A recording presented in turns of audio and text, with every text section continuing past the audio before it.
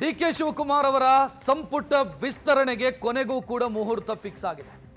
ಹಲವು ಬಾರಿ ದೆಹಲಿ ಯಾತ್ರೆಯ ಬಳಿಕ ಸದ್ಯ ದೆಹಲಿಯ ನಾಯಕರು ಗ್ರೀನ್ ಸಿಗ್ನಲ್ ಕೊಟ್ಟಿದ್ದಾರೆ. ಮುಹೂರ್ತ ಫಿಕ್ಸ್ ಆಗಿದೆ ಸೋಮವಾರಕ್ಕೆ. ಸೋಮವಾರ ಸಂಜೆ 4 ಗಂಟೆಗೆ ಪ್ರಮಾಣ ವಚನ ಕಾರ್ಯಕ್ರಮ ನಡೆಯುತ್ತೆ. ಸಿಎಂ ಕಚೇರಿಯಿಂದ ಲೋಕಭವನಕ್ಕೆ ಮೌಖಿಕವಾಗಿ ಮಾಹಿತಿ ಕೊಡಲಾಗಿದೆ. ಒಮ್ಮೆ ಲೋಕಭವನ ಸಿದ್ಧತೆಯನ್ನ ಮಾಡಿಕೊಂಡಿತ್ತು, ಪ್ರಮಾಣ ವಚನ ಸ್ವೀಕಾರಕ್ಕೆ ಬೇಕಾದಂತಹ ಸಿದ್ಧತೆಯನ್ನು ಮಾಡಿಕೊಂಡಿತ್ತು. ಕೊನೆಯ ಕ್ಷಣದಲ್ಲಿ ರದ್ದಾಯಿತು ಕಾರ್ಯಕ್ರಮ. ನಿನ್ನೆ ಸುದ್ದಿಗೋಷ್ಠಿಯಲ್ಲಿ ಮುಖ್ಯಮಂತ್ರಿ ಹೇಳಿದ್ರು 99% ಚಾನ್ಸ್ ಇದೆ ಅಂತ. ಈಗ ಮುಖ್ಯಮಂತ್ರಿ ಕಚೇರಿಯಿಂದ ಲೋಕಭವನಕ್ಕೆ ಕಮ್ಯುನಿಕೇಟ್ ಆಗಿದೆ.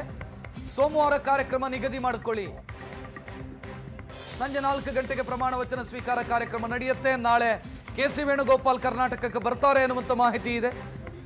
ನಿನ್ನೆ ಒಂದು ಮೀಟಿಂಗ್ ಆಯಿತು. ರಾಹುಲ್ ಗಾಂಧಿ, ಮಲ್ಲಿಕಾರ್ಜುನ್ ಖರ್ಗೆ, ಕೆ.ಸಿ. ವೇಣುಗೋಪಾಲ್, ರಣದೀಪ್ ಸುರ್ಜೇವಾಲಾ ದೆಹಲಿಯಲ್ಲಿ ಮೀಟಿಂಗ್ ಮಾಡಿದ್ರು. ಮೊನ್ನೆ ಡಿಕೆ ಶಿವಕುಮಾರ್, ಸಿದ್ದರಾಮಯ್ಯ ಮತ್ತು ಬಿ.ಕೆ. ಹರಿಪ್ರಸಾದ್ ಹೋದಂತ ಸಂದರ್ಭದಲ್ಲಿ 27 ಜನರ ಹೆಸರು ಫೈನಲ್ ಆಗಿತ್ತು.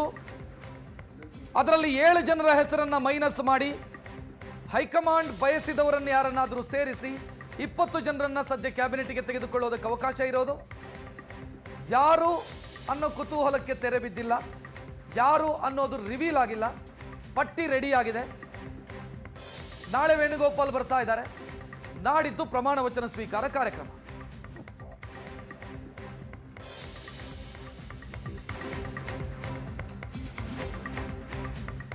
ಕೊನೆಯ ಕ್ಷಣದಲ್ಲೂ ಕೂಡ ಸಚಿವ ಸ್ಥಾನದ ಆಕಾಂಕ್ಷಿಗಳು ಪ್ರಯತ್ನ ಮುಂದುವರಿಸಿದ್ದಾರೆ. ಮುದ್ದೇಬಿಹಾಳ ಎಂಎಲ್ಎ ಅಪ್ಪಾಜಿ ನಾಡಗೌಡ ಸಿಎಂ ಅನ್ನ ಭೇಟಿಯಾಗಿದ್ದಾರೆ. ನಾನು ಸುದೀರ್ಘವಾಗಿ ಪಕ್ಷದಲ್ಲಿದ್ದೀನಿ, ಕೊಡ್ಲೇಬೇಕು ಅಂತ ಹೇಳಿದ್ದೀನಿ. 99.99% ನಾನು ಮಂತ್ರಿ ಆಗ್ತೀನಿ ಅನ್ನುವಂಥ ನಿರೀಕ್ಷೆ ಇದೆ ಅಂತ ಹೇಳಿದ್ದಾರೆ. ಉತ್ತರ ಕರ್ನಾಟಕ ಭಾಗದಲ್ಲಿ ಇವತ್ತು ಸೀನಿಯರ್ ಇದೇನೆ ಅನ್ನುವಂಥ ಮಾತನ್ನು, ಯಾಕಂದರೆ ಡಿ.ಕೆ. ಶಿವಕುಮಾರ್ ಅವರು ನಾವು ಒಟ್ಟಿಗೆ ರಾಜಕಾರಣ ಪ್ರಾರಂಭ ಮಾಡಿದ್ದು. ನಾನು ಕೋಆಪರೇಟಿವ್ ಮೂವ್ಮೆಂಟಿಂದ ಬಂದಿದ್ದೀನಿ, ಅವರು ಕೋಆಪರೇಟಿವ್ ಮೂವ್ಮೆಂಟಿಂದ ಬಂದರು. ಜಿಲ್ಲಾ ಪಂಚಾಯಿತಿ ನಾನು ಸ್ಪರ್ಧೆ ಮಾಡಿ ಗೆದ್ದು ಬಂದಿದ್ದೇನೆ, ಅವರು ಜಿಲ್ಲಾ ಪಂಚಾಯಿತಿ ಗೆದ್ದು ಬಂದಿದ್ದಾರೆ. ನಾನು MLA ಆದೆ, ಅವರು MLA ಆದರು, ಅವರು ಮಂತ್ರಿ ಆದರು, ನಾನು ಮಂತ್ರಿ ಆದೆ. ಅದರ ದುರ್ದೈವ 2 ಬಾರಿಗೆ ನಾನು ಸೋತೆ ಅಷ್ಟೇ. 94ರಲ್ಲಿ ಸೋತೆ, 2018ರಲ್ಲಿ ಸೋತೆ. ಅದು ಬಿಟ್ಟರೆ ಸತತವಾಗಿ 99.99 ನಿರೀಕ್ಷೆಯಲ್ಲಿದ್ದೇನೆ.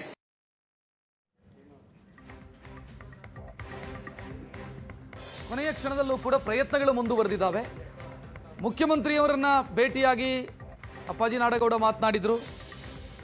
ಮಂತ್ರಿ ಆಗ್ತೀನಿ ಅನ್ನುವಂಥ ನಿರೀಕ್ಷೆಯನ್ನ ಕೂಡ ವ್ಯಕ್ತಪಡಿಸಿದ್ದಾರೆ. 99.99% ನಾನು ಮಂತ್ರಿ ಆಗ್ತೀನಿ, ಸುದೀರ್ಘ ಅವಧಿಗೆ ಸೇವೆ ಸಲ್ಲಿಸ್ತೀನಿ ಪಕ್ಷಕ್ಕೆ, ಮಂತ್ರಿ ಸ್ಥಾನ ಸಿಗುತ್ತೆ ಅನ್ನೋದು ನನ್ನ ನಿರೀಕ್ಷೆ ಅಂತ.